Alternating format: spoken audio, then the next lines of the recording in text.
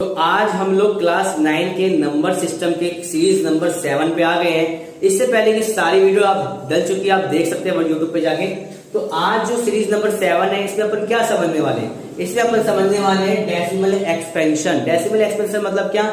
आपको कुछ नंबर दिए हैं, उसमें बताना है कि उनका डेसिमल एक्सपेंशन क्या टर्मिनेट होगा या नॉन टर्मिनेट होगा, ये आपको बताना है। तो हम कैसे बताएंगे? अपन बताएंगे डिवाइड करके।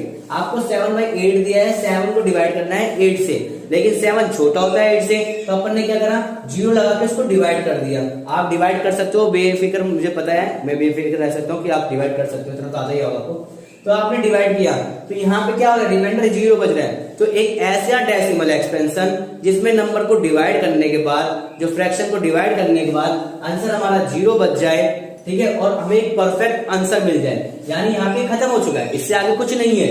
0.875 खत्म हो चुका है यहाँ पे।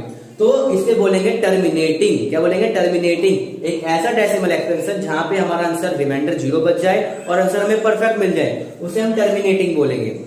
देन इसी पे 10/3 पे आते हैं। 10/3 में आप जब इसको डिवाइड करेंगे तो यहाँ पे 10 जो है 3 के टेबल में आता ही नहीं है, तो 9 आएगा, तो वो रिपीट होता चले जाएगा। तो यहाँ पे एक ऐसा डेसिमल एक्सपेंशन है जो आंसर रिपीट होता चले जा रहा है और इक्वेशन सोल्व होती चली जा रही है। क्वेश्चन जो हमारा सोल्व होता चले जा रहा है, तो इसको बोलेंगे non terminating repeating. Non terminating क्यों बोला हमने? नॉन टर्मिनेटिंग इसलिए बोला क्योंकि वो कभी खत्म नहीं हो रहा है, और रिपीटिंग क्यों बोला? क्योंकि आंसर बार बार रिपीट होता चले जा रहा है। अब यहाँ पे हमारा बच गया √2। आप जब √2 को सॉल्व करेंगे तो आंसर यहाँ पे क्या है, वो हर बार अलग अलग डिफरेंट आता रहेगा, और यहाँ पे जो नीचे है हमेशा क्वेश्चन जो है बढ़ता चले जाएगा।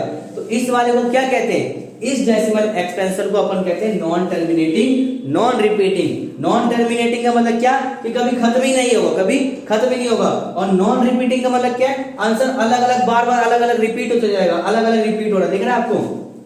तो यहाँ पे एक चीज समझने वाली है कि जो रैशनल नंबर होते हैं, उनका डेसिमल एक्सपेंशन हमेशा या तो टर्मिनेटिंग होगा या फिर नॉन टर्मिनेटिंग रिपीटिंग होगा। लेकिन जो इरैशनल नंबर है उसका डेसिमल एक्सपेंशन कैसा होगा? उसका डेसिमल एक्सपेंशन नॉन टर्मिनेटिंग होगा या नॉन रिपीटिंग होगा।